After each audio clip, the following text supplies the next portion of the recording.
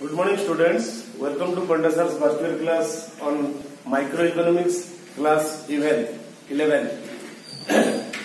In our last class, we have discussed about production possibility curve, that is PPC, and its different characteristic, along with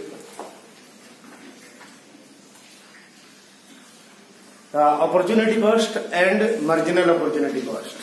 Once again, I remind you the marginal opportunity cost that is derived from the word from the phrase opportunity cost.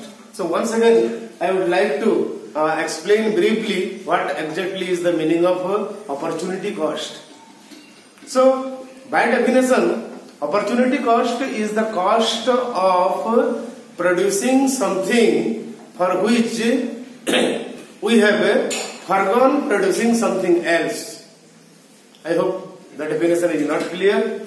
So with the help of an example, we will try to understand better what is the concept of opportunity cost.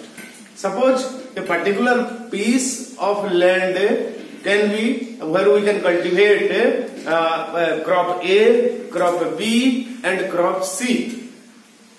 And suppose the cost of production and the respective return of crop A is 1000, crop B is 2000 and crop C is 3000. Then obviously we will opt for crop C, where we are getting the maximum return of 3000. So if we are opting crop C, then of course we are foregoing, we are not able to cultivate crop 1 and crop 2. So what is we have got two opportunity or two foregone opportunities when we are opting for crop C to cultivate on that particular piece of land. As we cannot cultivate all three crops at the same time and we are opting for cultivating crop 3, then we are foregoing the opportunity of cultivating crop 1 and crop 2. In that way, the cost of production or the return of crop A is 1000 and 2 is 2000. Hence, what is the best opportunity that we are foregoing in order to cultivate crop 3 in that particular piece of land? It is crop B. So, the cost of producing crop 3 is 2000. But the opportunity cost of producing crop 3 on that particular land is the next best alternative that is foregone, which is crop 2, and here the cost is 2000. So the opportunity cost of producing crop 3 on that particular piece of land is the best alternative that we are foregoing in order to cultivate crop 3, and the cost is 2000. So opportunity cost is 2000, but the cost of production or the return is 2000. So this is the concept of opportunity cost and marginal opportunity cost. So our today's point of discussion is different types of economies, considering the characteristic, considering the structure of an economy, and considering how the economic problems are dealt with and how the economic system works. We can broadly divide a nation or an economy into three parts. The first one is capitalistic economy, the second one is socialistic economy, and the third one is mixed economy. And one by one we are going in detail to discuss the characteristic of different types of economy. The first one is capitalistic economy. So as you can see, point A, B, C, D, these are the different characteristics of a capitalistic economy. The first point is existence of private sector. You know, there is private sector, there is government sector. Also the government sector is called public sector. And the government is the owner and private entrepreneurs are the owner of private sector. So in a capitalistic economy, the private sector exists.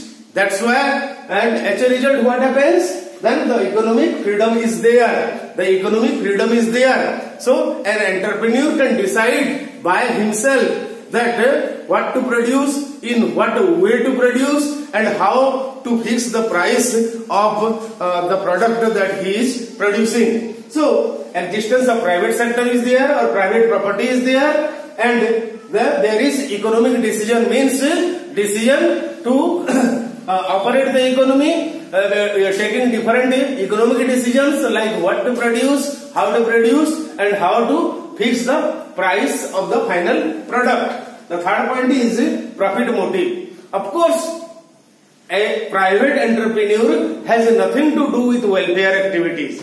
His prime concern is to earn the maximum amount of profit that he can earn by taking risk. So, what is profit? Profit is, by definition, profit is the reward of taking risk.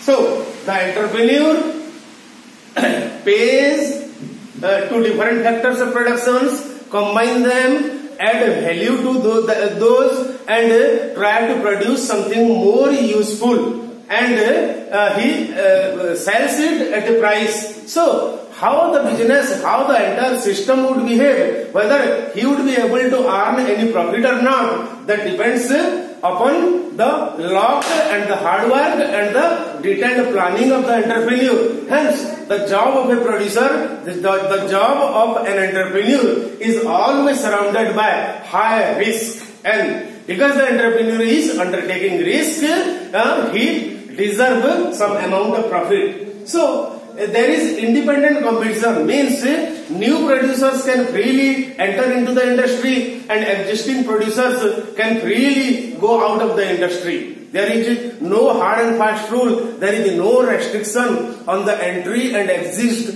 of different entrepreneur or producer from the industry or into the industry. Thus, there is independent competition. And once again, I repeat the points that in a socialist, in a capitalistic economy, the private property exists, the private sector is the major player in the economy, and there is economic freedom, means the producers can take the risk, the producer can take the decision that he thinks is best for his enterprise, and there is profit motive. The producer has nothing to do with welfare. He is always, his work, his decision, everything is always guided by profit motive. That means in order to earn the maximum amount of profit. And there is independent competition, means on the activities of a private sector, there is least control of the public sector or the government sector. Then, coming to the second point, second types of economy, we have got socialistic economy. So, what are the different characteristics of socialistic economy? The first one is no competition. And why there is no competition? Because the owner or the decision maker is solely the government. It is the discretion of the government, it is the will of the government, and he would be there alone to decide what to produce and how the entire economic system would operate. And the second point, the second characteristic of socialistic economy is government owns the factors. Here, there is no private property, there is no right to private property like the capitalistic system of economy. Hence, all the factors of production, all the wealth of the nation, the government is the sole owner.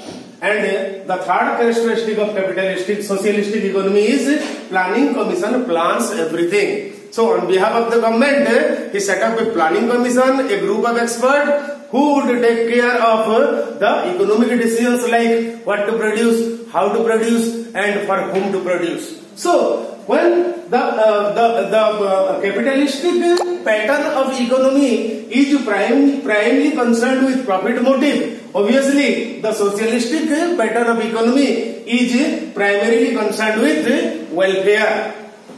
But alone that economic growth or alone our welfare is never desirable for the betterment of an economy. Hence, there evolved yet another system of economy that is called mixed economy. And as it is evident from the name, it is a suitable balance in between private ownership and public ownership. That is, in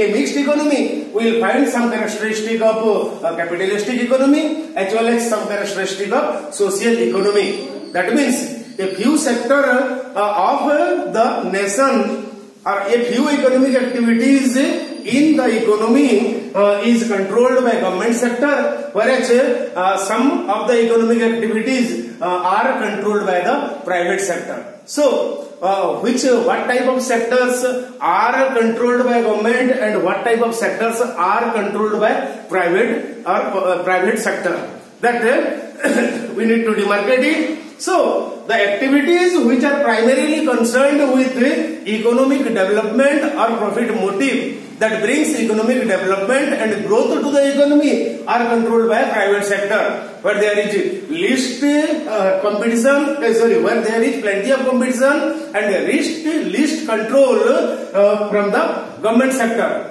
But on the other hand, there are yet some sector which, even if they are not contributing anything to the economic development and growth of the economy, still they are necessary for the functioning of an economy, like the welfare sector. And here, because the government is least bothered with profit motive, the government takes care of the activities which are concerned or which are related to welfare of the economy. Thus, we are able, in a mixed economy, we are able to make a suitable balance between economic growth and public welfare. So, what are the characteristics of mixed economy? Coexistence of public and private sector. In a mixed economy, we can find the existence of both private and public sector. And as you know, we have already discussed that the private sector undertakes the activities which are related to economic growth and development, whereas the public sector undertakes such activities which are concerned with public welfare. Then, economic freedom. To some extent, not absolute economic freedom, we find in mixed economy. So, in which sectors, in which area, what type of activities we find economic freedom? That is the growth sector, that is undertaken by the private sector, where they enjoy absolute economic freedom to decide what to produce and how to fix their prices. Then the third point is economic planning. Yes, because the public sector is concerned with the welfare of the economy, and a mixed economy never ignores the welfare of the nation. That's why economic planning is necessary, and it is once again I repeat that there is a planning commission operating on behalf of the government that undertakes or that decides the crucial plans related to the welfare and the economic development of a nation.